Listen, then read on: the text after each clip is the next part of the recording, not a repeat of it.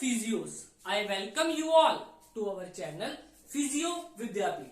Today we are here to study about assisted resisted exercise, which is a part of active or the voluntary movement. Okay, we have already studied about free exercise and assisted exercises, and our next videos I will be delivering two videos about resistance exercise and one about PRE, okay, which is progressive resistance exercise. Okay, so in this you will study about this exercise. Okay, so my name is Vijay Kumar and let's get started.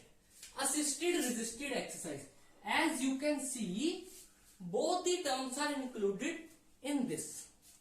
Let's just recap about assisted exercise. In resisted exercise, we studied that if muscle is incapable of producing range of motion, definitely it will need some assistance, and that was our assistance or the assisted exercise. But if the muscle is able to produce full range of motion itself only, so we can give some resistance to it, which will be our next topic. But in this we are using both the things. For example, you can assume me as a patient. I am having a complaint that I cannot initiate, okay, I cannot initiate the elbow flexion. So you will think that we will give some assistance to it, okay, but after this range I am able to do the elbow flexion. You will think that yes, we can add some resistance. We can add some resistance in this part. So in these cases in which the muscle is capable of producing movement in one particular part, in this part my muscle is able to produce movement, but it cannot initiate. So this part need assistance and this part need resistance. Okay. So what is it? It is a combination. It is a combination of assistance and resistance during a single movement. In the single elbow flexion, we are using both the things which meet the need of muscle. Okay, muscle needed assistance in initiating, and in the middle range it needs some resistance. Okay, with greater efficiency. So muscle may be strong. See, this is again an important point. Muscle may be strong. Muscle is strong to work against the resistance.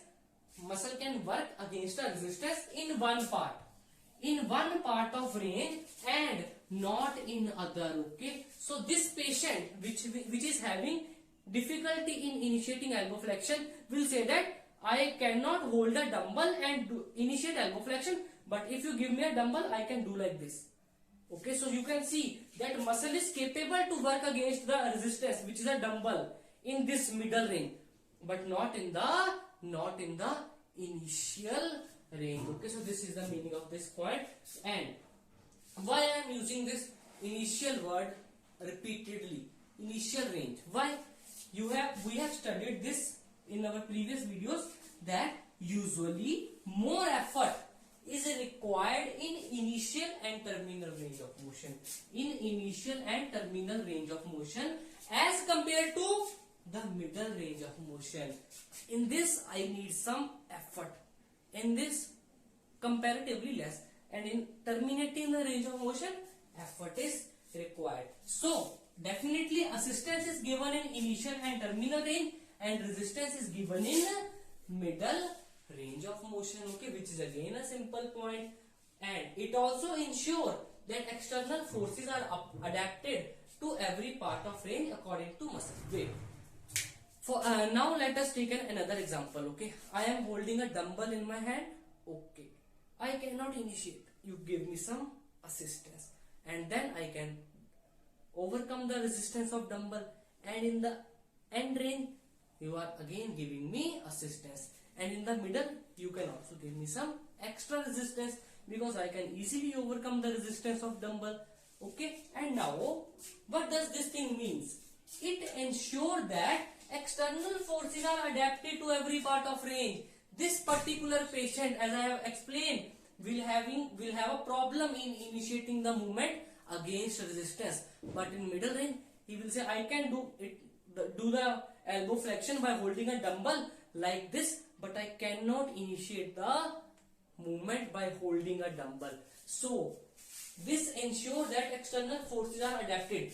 So by this type of exercise, we can make the patient's muscle to work against the resistance in the full range of motion. Okay, what does I said?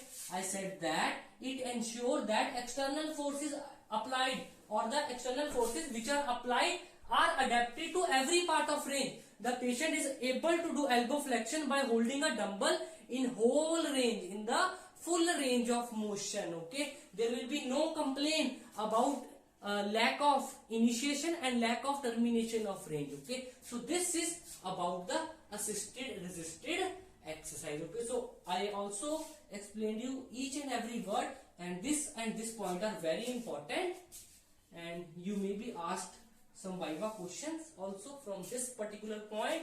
This is again very important.